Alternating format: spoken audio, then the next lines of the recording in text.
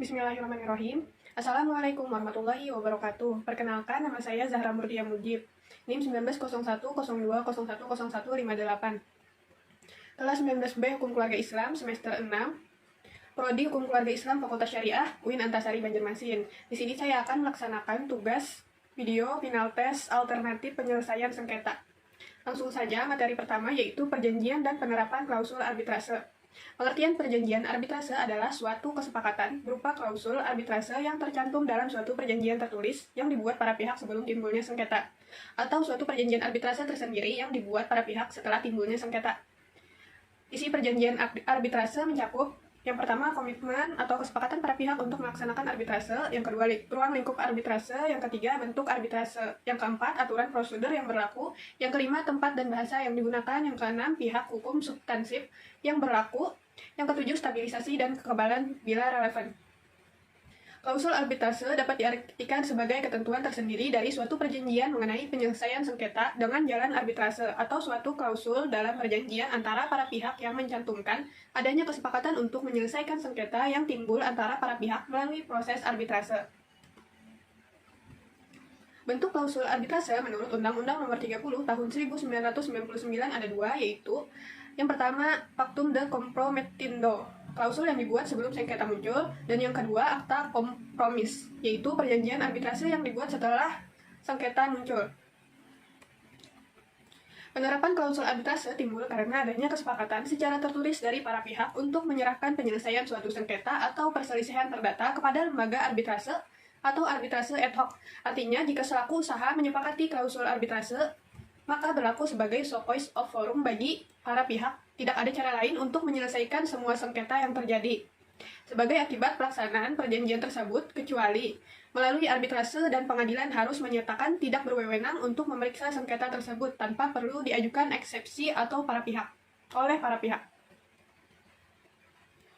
Materi yang kedua yaitu kewenangan arbitrase. Kewenangan arbitrase adalah suatu yang dilakukan oleh seseorang dalam menyelesaikan suatu sengketa perdata di luar peradilan yang didasarkan pada perjanjian yang dibuat secara tertulis oleh pihak yang bersengketa. Kewenangan arbitrase telah diatur dalam Undang-Undang Republik Indonesia Nomor 30 Tahun 1999 tentang arbitrase dan alternatif penyelesaian sengketa.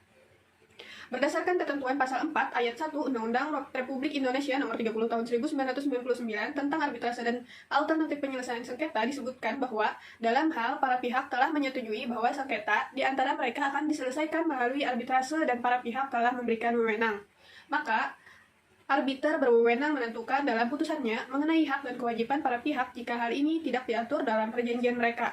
Pada jurisdiksi atau kewenangan hukum adalah satu badan pada arbitrase yang lahir dari instrumen hukum dan kesepakatan para pihak, serta dalam prosedur peraturan BANI.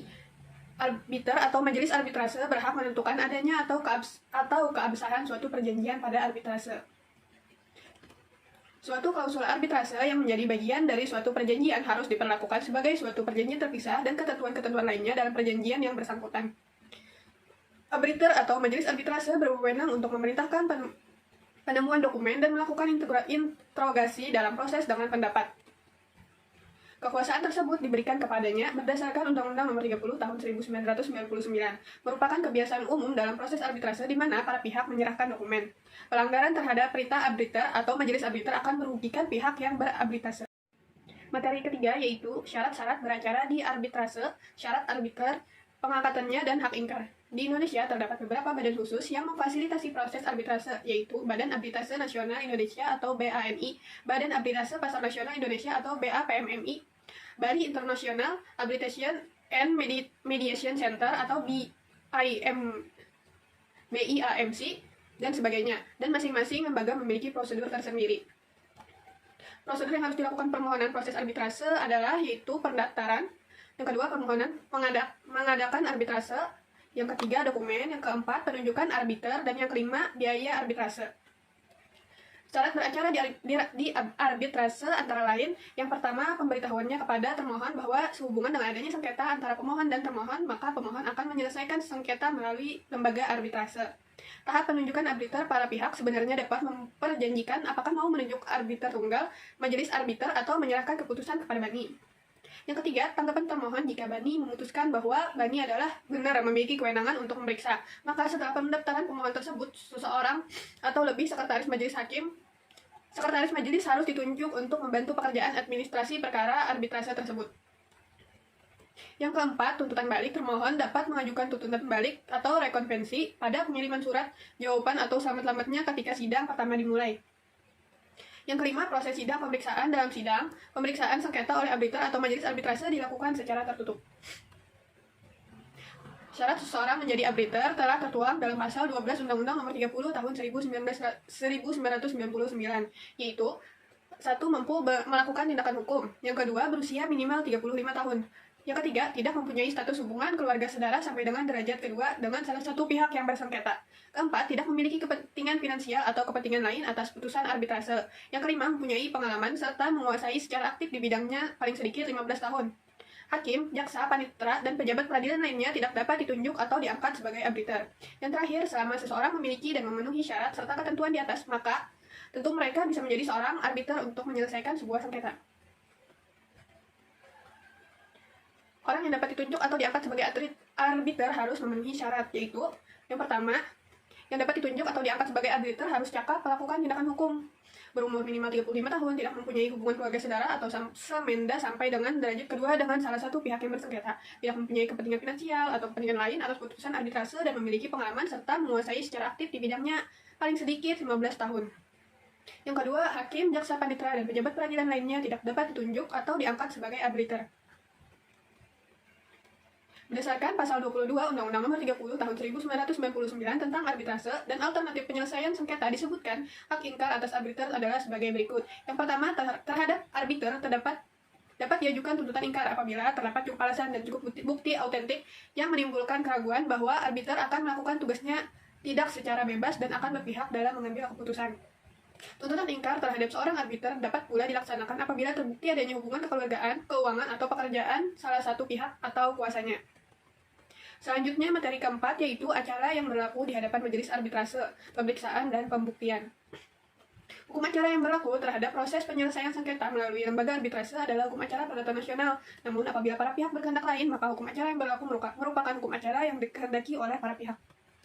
Dan Undang-Undang Nomor 30 Tahun 1999 untuk melakukan pemeriksaan perkara yang bersangkutan dilakukan secara tertutup dan menggunakan bahasa Indonesia. Setiap pihak berselisih mempunyai hak yang sama dalam mengemukakan pendapatnya masing-masing, baik secara langsung maupun diwakili oleh kuasa hukumnya. Jangka waktu pemeriksaan atas sengketa menurut Undang-Undang Nomor 30 Tahun 1999 harus diselesaikan dalam waktu paling lama 180 hari sejak arbiter atau majelis arbitrase terbentuk. Penyelesaian sengketa melalui lembaga arbitrase termasuk juga dengan hal proses pembuktian sebenarnya dilakukan menurut peraturan dan acara dari lembaga pilihan yang disepakati dari para pihak. Jika para pihak sepakat menunjuk, misalnya lembaga arbitrase Bani, maka para pihak sepakat untuk pada hukum acara yang berlaku di Indonesia. Jadi, alat bukti dan penilaian pembuktian dalam praktik arbitrase bisa beragam penerapannya tergantung pada hukum yang ditunjuk dan disepakati oleh para pihak dalam klausul arbitrase. Materi selanjutnya, materi kelima, yaitu produk arbitrase, binding, opinium, dan putusan. Binding opinion atau pendapat yang mengikat adalah pendapat yang diberikan oleh suatu lembaga arbitrase terhadap persoalan yang diajukan oleh para pihak dalam suatu kontrak atau perjanjian mengenai masalah tertentu dari perjanjian itu yang sifatnya mengikat bagi para pihak. Konsekuensinya, apabila ada pihak dalam perjanjian yang melanggar atau bertindak bertentangan dengan binding opinion yang dikeluarkan oleh lembaga arbitrase, maka pihak tersebut dianggap telah melanggar perjanjian. Mengenai pendapat yang mengikat, tidak dapat dilakukan perlawanan melalui upaya hukum apapun. Dalam Undang-Undang Nomor 30 Tahun 1999 ini, para pihak berhak memohon pendapat yang mengikat dari lembaga arbitrase atas hubungan hukum tertentu dari suatu perjanjian. Lembaga arbitrase dapat menerima permintaan yang diajukan oleh para pihak dalam suatu perjanjian dan memberikan suatu pendapat yang mengikat atau binding opinion mengenai persoalan berkenaan dengan perjanjian tersebut, misalnya penafsiran ketentuan yang kurang jelas, penambahan atau perubahan pada ketentuan yang berhubungan dengan munculnya keadaan yang baru. Berbeda dengan pendapat yang mengikat atau binding opinion tersebut adalah apa yang lazim disebut dengan putusan arbitrase. Putusan arbitrase ini lebih sering diberikan oleh arbitrase dan diberikan terhadap suatu sengketa di antara para pihak. Dengan demikian, yang membedakan putusan dengan pendapat arbitrase adalah bahwa dalam putusan ada sengketa di antara para pihak dalam suatu kontrak, sementara pada pendapat arbitrase tidak ada sengketa tersebut. Kontrak sementara pada pendapat arbitrase tidak ada Putusan arbitrase merupakan hukum tertulis dilihat dari hasil penyelesaian dan pemeriksaan sengketa yang terdapat di luar pengadilan, lembaga arbitrase dengan sistem tertutup. Bisa disebutkan bahwasanya arbitrase memiliki kekuatan hukum tetap serta mengikat bagi para pihak. Putusan arbitrase dikelompokkan menjadi dua bagian, antara lain putusan arbitrase nasional dan putusan arbitrase internasional. Materi selanjutnya yang keenam yaitu pelaksanaan putusan arbitrase dan mekanisme eksekusi. Pelaksanaan putusan arbitrase: apabila pemeriksaan sengketa telah selesai, pemeriksaan segera ditutup dan ditetapkan hari sidang untuk mengucapkan putusan arbitrase. Putusan diucapkan dalam waktu paling lama 30 hari setelah pemeriksaan ditutup. Selanjutnya, dalam waktu 14 hari setelah putusan diterima, para pihak dapat mengajukan kepada arbiter atau majelis arbitrase untuk melakukan koreksi terhadap kekeliruan administratif dan atau menambah dan mengurangi sesuatu tuntutan putusan arbitrase nasional. Putusan arbitrase nasional adalah putusan arbitrase yang dijatuhkan oleh lembaga arbitrase atau perorangan di wilayah hukum Republik Indonesia berdasarkan hukum Indonesia. Pelaksanaan putusan arbitrase nasional diatur dalam pasal 59 sampai dengan 64 Undang-Undang Nomor 30 Tahun 1999. Pada dasarnya, para pihak harus melaksanakan putusan secara sukarela. Namun, jikapun harus dipaksakan pelaksanaannya, maka putusan tersebut harus diserahkan dan didaftarkan ke pengadilan negeri. Perintah pelaksanaan putusan arbitrase oleh Ketua Pengadilan Negeri diberikan dalam waktu selambat-lambatnya 30 hari setelah pemohon eksekusi didaftarkan kepada Ketua Pengadilan Negeri. Mekanisme eksekusi. Tindakan eksekusi atau pelaksanaan putusan arbitrase adalah suatu tindakan hukum yang dilakukan secara paksa terhadap pihak yang kalah dalam penyelesaian sengketa melalui lembaga arbitrase. Putusan yang dapat dieksekusi adalah putusan yang memperoleh kekuatan hukum tetap, karena di dalam putusannya yang telah mempunyai kekuatan hukum tetap telah terkandung hubungan hukum yang tetap dan pasti di antara para pihak-pihak yang berperkara. Putusan tersebut harus ditaati dan dipenuhi serta dilaksanakan oleh pihak yang dihukum. Prosedur eksekusi. Pihak yang kalah dipersilahkan untuk sukarela melaksanakan sendiri putusan arbitrase tersebut. Jika tidak mau, maka dilaksanakan secara paksa dengan perintah Ketua Pengadilan Negeri atas permohonan salah satu pihak yang bersengketa agar putusan arbitrase nasional dapat dilaksanakan. Putusan tersebut harus didaftarkan dahulu dalam akta pendaftaran di Pengadilan Negeri dalam jangka waktu paling lama 30 hari sejak tanggal putusan diucapkan. Selanjutnya, lembar asli atau salinan autentik putusan arbitrase diserahkan dan didaftarkan oleh arbitrase atau kuasanya pada panitera pengadilan negeri. Jika para pihak yang berkepentingan mengetahui selesainya pendaftaran, maka dapat diajukan permintaan eksekutor. Ketua Pengadilan Negeri mengeluarkan penetapan perintah eksekusi dan eksekusi pun dapat dilaksanakan. Materi terakhir yaitu mekanisme pembatalan putusan arbitrase. Pembatalan putusan arbitrase dapat diartikan sebagai upaya hukum yang dapat dilakukan oleh para pihak yang bersangkutan untuk meminta pengadilan negeri agar suatu putusan arbitrase dibatalkan, baik terhadap sebagian atau seluruh isi putusan.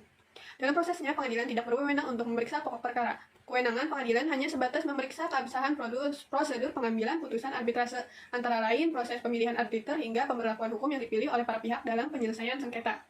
Mekanisme pembatalan putusan arbitrase. Hal ini berdasarkan pasal 70 sampai dengan 72 Undang-Undang Nomor 30 Tahun 1999 tentang arbitrase dan alternatif penyelesaian sengketa, yaitu yang pertama, pendaftaran putusan arbitrase kepada panitera pengadilan negeri dengan tujuan agar putusan dapat diminta eksekusi apabila para pihak tidak mau melaksanakan putusan secara sukarela. Yang kedua, permohonan pembatalan putusan arbitrase diajukan secara tertulis kepada Ketua Pengadilan Negeri, sebagaimana diatur dalam pasal 59 ayat 1 Undang-Undang Nomor 30 Tahun 1999. Pihak yang keberatan dapat mengajukan permohonan pembatalan putusan arbitrase secara tertulis dalam waktu 30 hari terhitung sejak pendaftaran putusan arbitrase di Kepanitraan Pengadilan Negeri. Apabila permohonan pembatalan dikabulkan, Ketua Pengadilan Negeri menentukan lebih lanjut akibat pembatalan seluruhnya atau sebagian putusan arbitrase. Tidak dapat dipungkiri bahwa pada kenyataannya tidak semua putusan yang dihasilkan melalui arbitrase ini akan memberikan kepuasan kepada para pihak. Ada kalanya putusan arbitrase tidak dilaksanakan secara sukarela oleh para pihak. Hal itu bisa disebabkan karena hal-hal dalam putusan sengketa diragukan keabsahannya atau ada alasan yang lainnya. Dalam hal ini, pengadilan memiliki peran yang besar dalam mengembangkan arbitrase. Ada beberapa alasan yang ditentukan oleh ICSID Rule sebagai dasar untuk dapat mengajukan permohonan pembatalan putusan arbitrase. Yang pertama, pembentukan majelis arbitrase tidak tetap. Yang kedua, majelis arbitrase melampaui batas kewenangan dengan alasan majelis arbitrase melampaui kewenangan. 3. Seorang arbiter atau para arbiter melakukan korupsi. Yang keempat, terjadinya penyimpangan yang serius terhadap tata cara pemeriksaan. Dalam pasal 70 Undang-Undang Nomor 30 Tahun 1999 telah diatur bahwa para pihak dapat mengajukan surat permohonan pembatalan jika putusan diduga mengandung unsur yang pertama, surat atau dokumen yang diajukan dalam pemeriksaan setelah putusan dijatuhkan diakui palsu atau dinyatakan palsu. Yang kedua, setelah putusan diambil ditemukan dokumen atau bersifat menentukan yang disembunyikan oleh pihak lawan. Atau yang ketiga, putusan diambil dari hasil tipu muslihat yang dilakukan oleh salah satu pihak dalam pemeriksaan sengketa. Mungkin itu saja materi yang dapat saya simpulkan. Sekian. Mohon maaf apabila terdapat banyak kesalahan. Wassalamualaikum warahmatullahi wabarakatuh.